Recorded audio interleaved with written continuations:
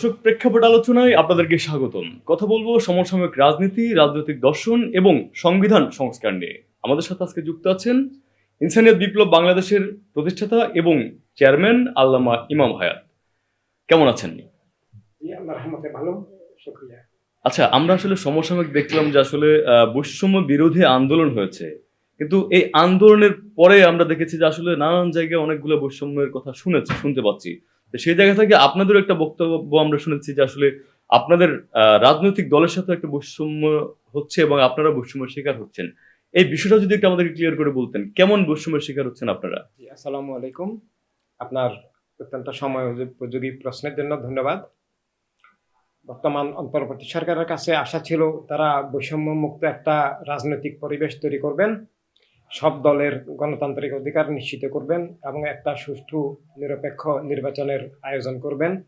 কিন্তু আমরা খুবই দুঃখের সাথে লক্ষ্য করছি যে তারা অনেক রাজনৈতিক দলের সাথে বৈষম্য করছেন, বিশেষভাবে আমাদের সাথে মারাত্মক রকমের বৈষম্য করছেন, যেটা গণতন্ত্রের চেতনা বিরোধী, যেটা সংবিধান বিরোধী, যেটার কারণে তাদেরকে আর পক্ষপাত মুক্ত নিরপেক্ষ অন্তর্বর্তী সরকার বলা যাচ্ছে না। তারা ধর্মের নামে অধর্ম, উগ্রবাদী, কিছু জঙ্গিবাদী দল নিয়ে সংলাপ করছেন, বৈঠক করছেন, আলোচনা করছেন এবং সিদ্ধান্ত নিচ্ছেন।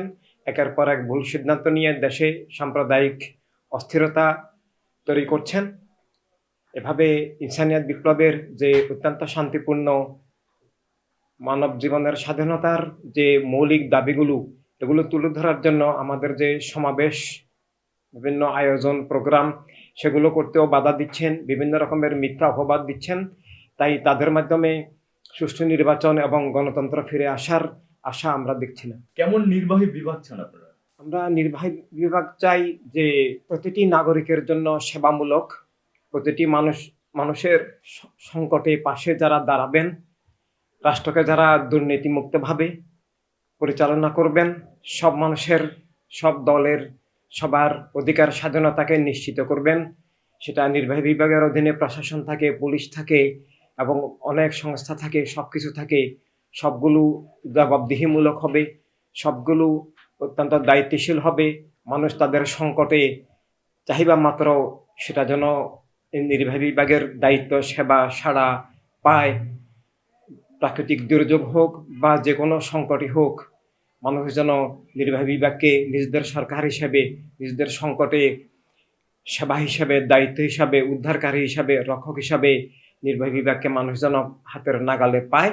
সে ধরনের মানবিক, সেবামূলক, দায়িত্বশীল আমরা নির্বাহী বিভাগ চাই। আইনসভা এবং বিচার বিভাগ কেমন হওয়া উচিত বলে মনে করেন আপনারা? আইনসভা এবং বিচার বিভাগ প্রতিটি মানুষের জন্য, প্রতিটি নাগরিকের জন্য, রাষ্ট্রের জন্য একটা মৌলিক বিষয়, খুবই গুরুত্বপূর্ণ বিষয়। নির্বাহী বিভাগের কাছে সব মানুষের সমস্যা সংকট তুলে ধরবেন, একক দলীয় গোষ্ঠীবাদী হবেন না। এবং নির্বাহী বিভাগ যদি কোনো ভুল করে সেটা আইনসভার কাছে জবাবদিহি করতে হবে, সেটা সংশোধন করতে হবে। আর বিচার বিভাগ মানুষের তো শেষ আশ্রয়, সুবিচার করতে হবে। আইনসভায় এমন কোনো আইন পাশ করতে পারবে না যেটা মানবাধিকার বিরোধী, ধর্মের মূল্যবোধের বিরোধী। এবং বিচার বিভাগ নির্বাহী বিভাগের আজ্ঞাবহ না হয়ে সব মানুষের স্বার্থে, মানবতার স্বার্থে, রাষ্ট্রের স্বার্থে ন্যায়ের পতাকাকে, অধিকার স্বাধীনতার পতাকাকে, প্রতিটি মানুষের নিরাপত্তার পতাকাকে, ধর্মের মূল্যবোধের পতাকাকে সমুন্নত রাখবেন। এটাই বিচার বিভাগ এবং আইনসভার কাছে আমার এবং মানবতা বিশ্বাসী সব মানুষের আশা ও প্রত্যাশা। গণতন্ত্র গণতান্ত্রিক বা মানবিক গণতান্ত্রিক শব্দের প্রতিস্থাপন করা হোক বলে কেন মনে করেন আপনারা সংবিধানে? প্রজা শব্দটার সাথে রাজতন্ত্র, প্রাচীন যে সামন্তবাদ, জমিদার প্রথা, এটা একটা এগুলা জড়িত এবং দাসতান্ত্রিক শব্দ, উপনিবেশিক শব্দ। ব্রিটিশ উপনিবেশিক আমলে রাজা প্রজা এভাবে ছিল। এটা মানবাধিকার, মানবিক মর্যাদা, নাগরিক মর্যাদার সাথে সঙ্গতিপূর্ণ নয়। তাই আমরা প্রজা শব্দটা প্রতিস্থাপন করে সেটা সম্মানজনক যে কোনো শব্দ, জনতন্ত্র বা অনুকূল কোনো একটা সম্মানজনক শব্দ দেওয়ার জন্য আমরা সংশোধনী প্রস্তাব করেছি। সংবিধানের মৌলিক নিয়মাবলী সংশোধনে অযোগ্য হইবে বলে মনে করেন আপনারা আপনাদের প্রস্তাবনায় লিখেছেন, এটা আসলে একটু যদি ব্যাখ্যা করতেন। সত্য এবং মানবতার যে মৌলিক নীতিমালা সেটা পরিবর্তন হয় না, কিন্তু এছাড়া যা কিছু মানুষের জীবনের কল্যাণে পরিবর্তন প্রয়োজন, সময়ের প্রেক্ষিতে যা কিছু পরিবর্ধন বা সংযোজন বিয়োজন প্রয়োজন, সেটা মানবতার স্বার্থে, মানুষের জীবনের স্বার্থে অবশ্যই করতে হবে। বিশেষভাবে কোনো দলমত, কোনো ধর্মের নামে কেউ কিছু যদি দলীয়ভাবে সংবিধানে চাপিয়ে দিয়ে, সংবিধানে লিখে দিয়ে রাষ্ট্রের উপরে, জনগণের উপরে চাপিয়ে দেন, সেটাকে মৌলিক নীতিমালাও বলা যায় না এবং সেটা অপরিবর্তনযোগ্য বলে সব মানুষকে, জ্ঞানকে, সত্যকে রুদ্ধ করে রাখা যায় না। তাই আমরা সংস্কার প্রস্তাব হিসেবে দিয়েছি যে বর্তমান সংবিধানে এমন কিছু নীতিমালা আছে যেগুলো সত্যের চিরন্তন ধারার সাথে, মানবতার সাথে সঙ্গতিপূর্ণ নয়, মানবাধিকারের সাথে সঙ্গতিপূর্ণ নয়, যেগুলো কোনো না কোনো দলের নিজস্ব মূলনীতি, সেগুলো রাষ্ট্রের উপরে, জনগণের উপরে সংশোধনের অযোগ্য হিসাবে, অপরিবর্তনযোগ্য হিসাবে চাপিয়ে দেওয়ার অধিকার কারণ নাই। সেটা মানবাধিকার হরণকারী, জীবনের স্বাধীনতা হরণকারী, সেটা রাষ্ট্রকে স্বৈরতন্ত্রের দিকে, দলীয় গোষ্ঠীবাদী পাশবতার দিকে নিয়ে যায়। তাই আমরা সেটা পরিবর্তনের জন্য সংস্কার প্রস্তাবে আবেদন করেছি। জাতীয় শব্দের পরিবর্তে রাষ্ট্রীয় শব্দ প্রতিস্থাপনের প্রয়োজনীয়তা কেন মনে করেন? কারণ জাতীয় আর রাষ্ট্রীয় দুইটা ভিন্ন জিনিস। জাতি আর রাষ্ট্র এক বিষয় নয়। এটা একটা জীবন জ্ঞানের একটা প্রাথমিক বিষয় যে রাষ্ট্র, জাতি, ধর্ম এগুলো ভিন্ন ভিন্ন আলাদা বিষয়। আমরা ইমানি জাতীয়তায় বিশ্বাস করি, আমরা মানুষ হিসেবে মানব জাতীয়তায় বিশ্বাস করি। আবার কেউ রাষ্ট্রভিত্তিক বস্তুবাদী জাতীয়তা, কেউ ভাষাভিত্তিক বস্তুবাদী জাতীয়তা বা বিভিন্ন রকমের ধর্মের অভ্যন্তরীণ জাতীয়তাবাদ আছে। এভাবে রাষ্ট্রীয় বিষয়কে জাতীয় বিষয় বললে সবার জাতীয়তার উপর আঘাত যায়, সবার বিশ্বাস আদর্শের উপরে, ধর্মের উপর আঘাত যায়। তাই রাষ্ট্র একক জাতীয়তাবাদ, রাষ্ট্রভিত্তিক জাতীয়তাবাদ চাপিয়ে দেওয়া, এটা বস্তুবাদ চাপিয়ে দেওয়া, এতে করে আমাদের ইমানি জাতীয়তা মানব জাতীয়তার বিপরীত হয়ে যায়, আমাদের আকীদা আদর্শের জীবনের বিপরীত হয়ে যায়।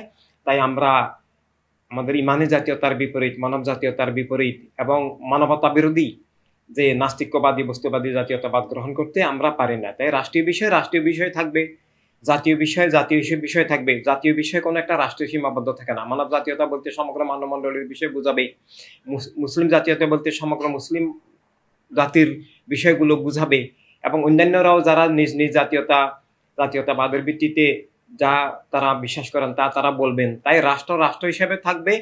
রাষ্ট্র ভিত্তিক জাতীয়তায় আমরা বিশ্বাস করি না। আমরা বস্তুবাদী নই, আমরা মানুষ এবং আমরা মুমিন। তাহলে কি এই যে জাতীয়তাবাদ রাজনীতির কারণে কি এই যে মানুষে দ্বন্দ্ব, হানাহানি, উগ্রতা ছড়াচ্ছে বলে মনে করেন? একেবারে স্পষ্ট, এখন যেটা চলছে। জি, একবারে স্পষ্ট। প্রথম বিশ্বযুদ্ধ জাতীয়তাবাদী যুদ্ধ। এক রাষ্ট্রের ভিত্তিতে জাতীয়তাবাদ তৈরি করে বা ভাষার ভিত্তিতে জাতীয়তাবাদ তৈরি করে, মানুষে বিদ্বেষ, বৈষম্য, শত্রুতা তৈরি করে, পরস্পরকে যুদ্ধ লাগিয়ে দেওয়া এবং তদ্ভিত্তিক রাজনীতি তৈরি করে, রাষ্ট্রকে বিভক্ত করে, স্বাধীনতার নাম দিয়ে প্রতারণা করে, পরস্পরকে শত্রু করে তোলা, খুন খারাপি করে তোলা, পরস্পর যুদ্ধ বিগ্রহ করা, এগুলো সবকিছু মূলেই আছে এই বস্তুবাদী জাতীয়তাবাদ, হয়তো ভাষাভিত্তিক বা গোত্রভিত্তিক অথবা রাষ্ট্রভিত্তিক জাতীয়তাবাদ, এই অথবা ধর্মের নামে অধর্ম উগ্রবাদ। এই দুই অপরাজনীতি, খুন, জুলুম, অবিচার, শোষণ, স্বৈরতা মানবতার সব সংকটের জন্য দায়ী। তাহলে কি আমরা বলতে পারি যে ভারত বাংলাদেশ এখন যে বিদ্বেষ পরিস্থিতি রয়েছে এবং যে বাংলাদেশে সংখ্যালঘু নামে হিন্দু মুসলিমদের সাথে একটা বিভেদ তৈরি হয়েছে, এই সবকিছুর মূলে কি জাতীয়তাবাদ? জি, এই সবকিছুর মূলেই বস্তুবাদী জাতীয়তাবাদ, অধর্ম উগ্রবাদী জাতীয়তাবাদ কাজ করছে। আমরা আরেকটি বিষয় লক্ষ্য করেছি যে আপনাদের সংবিধানের যে সংস্কারের প্রস্তাবনার মধ্যে যে জাতির পিতার প্রতিকৃতি বাতিল করার দাবি তুলেছেন আপনারা, এটা আসলে কেন? আমরা যে ভাষায় কথা বলি, ভাষাগত পরিচয় হিসেবে আমরা কেউ নিজেকে বাঙালি, কেউ নিজেকে ইংলিশ, কেউ নিজেকে আরবি বলতে পারি। আমরা রাষ্ট্রীয় নাগরিকত্ব হিসাবে কেউ বাংলাদেশি, কেউ আমেরিকান, কেউ ব্রিটন, কেউ ইন্ডিয়ান বলতে পারি। কিন্তু আমাদের জাতীয়তা, মানুষ হিসেবে আমাদের সবার জীবনের প্রাথমিক সত্য হিসাবে আমাদের জাতীয়তা মানব জাতীয়তা, এটা প্রাকৃতিক সত্য। আর আমরা মুসলিমদের ইমানি জাতীয়তা, কোরআনুল কারীম হাদিস শরীফে নির্ধারিত ঘোষিত, আল্লাহ তাআলার ঘোষিত জাতীয়তা, ইমানি জাতীয়তা, সেটা সমগ্র মুসলিম মিল্লাতকে নিয়ে, সেটা স্থানকাল পাত্র যুগের বর্ডারের ঊর্ধ্বে। ঠিক মানব জাতীয়তাও বর্ডার এবং রাষ্ট্রের ঊর্ধ্বে। এর বিপরীতে বস্তুবাদী জাতীয়তাবাদ পৃথিবীতে আছে, যেটা আমাদের ইমানি সত্তা এবং মানব সত্তার বিপরীত। আমরা ইমানদার হিসেবে, মানুষ হিসেবে বস্তুবাদী জাতীয়তাবাদ তথা রাষ্ট্রীয় জাতীয়তাবাদ, ভাষাগত জাতীয়তাবাদ, বর্ণগত জাতীয়তাবাদ, লিঙ্গগত জাতীয়তাবাদ আমরা সেটা মানতে পারি না।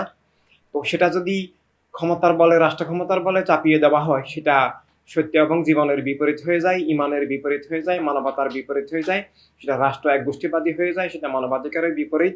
তাই জাতির পিতা বিষয়টি জাতীয়তার সাথে জড়িত। জাতির পিতা এই টার্মের সাথে ইমান জড়িত, মানব জাতীয়তা জড়িত, সবার বিশেষ আদর্শ জড়িত এবং যার যার রাজনীতি জড়িত। কেউ যদি কাউকে নিজের জাতির পিতা মনে করেন, সেটা তার জাতীয়তার প্রকাশ, তিনি সেটা করতে পারেন। কিন্তু আমরা মানুষ হিসেবে আদম আলাইহিস সালামকে মানব জাতির পিতা, মা হাওয়াকে মানব জাতির মাতা আলাইহিস সালাম হিসেবে আমরা বিশ্বাস করি, এটা আমাদের প্রাকৃতিক সত্য। আর কোরআনুল কারীমে হযরত ইব্রাহিম আলাইহিস সালামকে আল্লাহ তাআলা মুসলিম জাতির পিতা ঘোষণা করেছেন, যার বিপরীতে আমাদের যাবার কোনো সুযোগ নাই। তাই ইমানদার হিসাবে এবং মানুষ হিসেবে আমাদের জাতীয়তা নির্ধারিত। আর যেহেতু আমরা ইমানদার এবং মানুষ হিসাবে বস্তুবাদী জাতীয়তায় বিশ্বাস করতে পারি না, রাষ্ট্রীয় জাতীয়তাবাদ আমরা মানবতা বিরোধী, জীবন বিরোধী, ইমান বিরোধী মনে করি। আমরা ভাষাগত জাতীয়তাবাদে বিশ্বাস করি না। তাই বাঙালি আমাদের ভাষাগত পরিচয় হতে পারে, বাংলাদেশি আমাদের নাগরিকত্ব হতে পারে, জাতীয়তা নয়, জাতীয়তাবাদও নয়। তাই আমরা সাংবিধানিকভাবে কাউকে ভাষাভিত্তিক জাতীয়তাবাদের ভিত্তিতে বা রাষ্ট্রীয় জাতীয়তাবাদের ভিত্তিতে জাতির পিতা হিসাবে কেউ কোনো দল মধ্য দিয়ে চাপিয়ে দেয়, সেটাকে আমরা গণতন্ত্র বিরোধী, মানবাধিকার বিরোধী একটা স্বৈরতান্ত্রিক পদক্ষেপ হিসাবে মনে করি। দর্শক শুনছিলেন সব মানুষ ভাই ভাই, মানবতার রাষ্ট্র চাই স্লোগানে ইনসানিয়ত বিপ্লব বাংলাদেশ সকলকে একই ছাতার নিচে আহ্বান করছে। দর্শক, এই ছিল আমাদের আজকের প্রেক্ষাপট আলোচনা। আমাদের সাথে যুক্ত থাকার জন্য আপনাদেরকে অসংখ্য ধন্যবাদ। আপনাকে ধন্যবাদ। আপনাকেও ধন্যবাদ, দর্শক শ্রোতাবৃন্দকেও অনেক ধন্যবাদ। আসসালামু আলাইকুম ওয়া রাহমাতুল্লাহ। ধন্যবাদ।